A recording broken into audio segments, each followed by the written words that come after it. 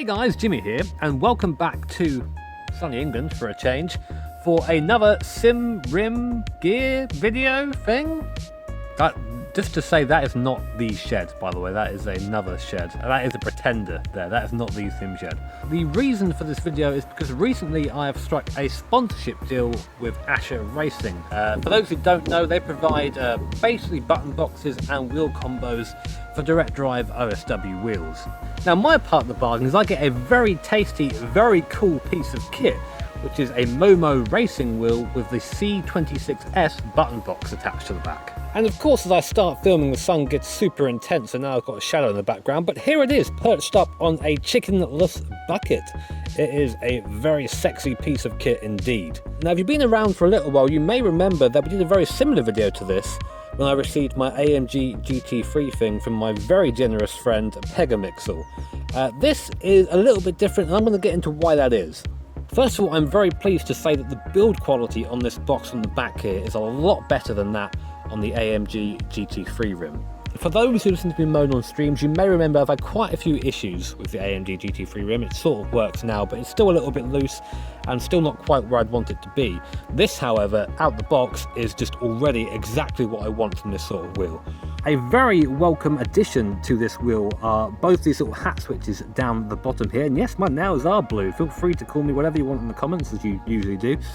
And these switches basically get rid of the need for me having to use a gamepad, because with the GT3 rim I have to use a gamepad as well, because there's no directional, they're just pure on and off buttons. These, however, get rid of that, which is awesome. Now, the coolest thing about this button box by far are the inclusion of these two paddles down at the bottom here. For those who don't know, these paddles basically replace the need for having a foot clutch in the footwell, and it's now done entirely on the wheel.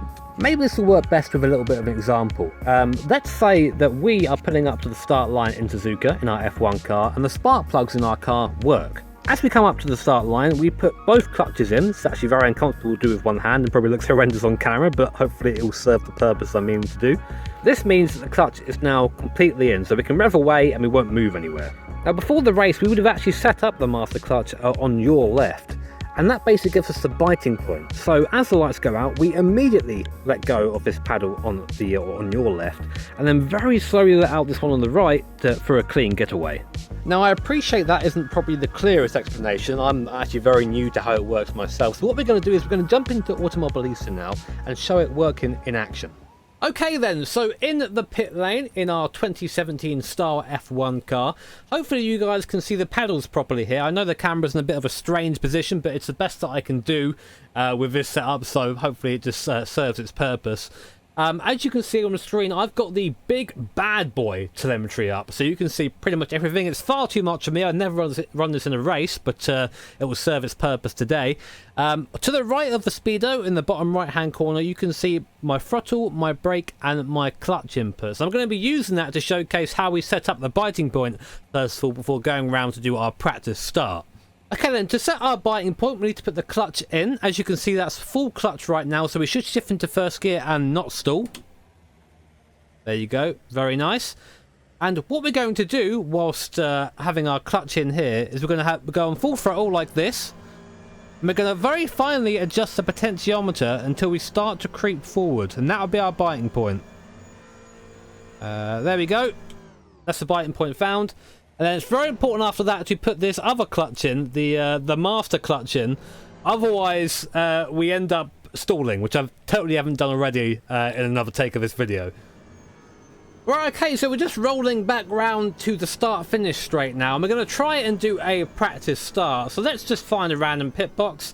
That will do. We pull the master clutch, we don't want to stall, and we'll go down to first gear. Here we are then. So we're rolling a little bit backwards here because we're on a slight hill, but let's imagine, okay, we've got the lights coming on, so we're going to build the revs up, both clutches in, and lights go out. Immediately we release the right clutch, and then slowly we release the left clutch. Now, that wasn't the best start, so let's do it again.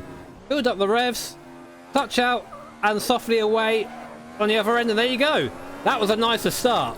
Having this sort of clutch layout really actually helps out with starts. It makes them a lot more consistent, because as soon as I'm letting go of the master paddle, then I'm straight away on my biting point, and then all I've got to do there is come off that softly as we pull away. And you see there, that was actually quite a smooth start, especially in a car like this, which is actually notoriously difficult to get away with no traction control. It also offers a little bit of consistency because you can pretty much keep your right foot planted and just do the entirety of the pulling away with the clutch on the left. Now, I'm not sure that's how it's intended to be in the real world, but in the sim, it's a massive advantage, I must say. Right, we'll do one more start for the road, and hopefully we can show you just how consistent this dual paddle clutch system can be. So we'll pull up to this little box here. There we go, put it down into first gear. Build up the revs. Right clutch out, left clutch out. And look how clean that getaway is. I feel like I can do that consistently, which is probably the most important thing our sim racers want. We want consistency and ease of access, and there it is. Well, there you go, guys. That is the very awesome Asher Racing C26S button box with paddle clutches. If you enjoyed this video or found it informative at all, then please hit that like button. If you really enjoyed it, hit subscribe to be notified of future videos. I just realised I'm looking at the camera, and you can see it in my hands right now, but hey ho. Anyway, guys, cheers for watching. Have an awesome day. See you all next time. Hello, you stinky burbs. Oh yeah.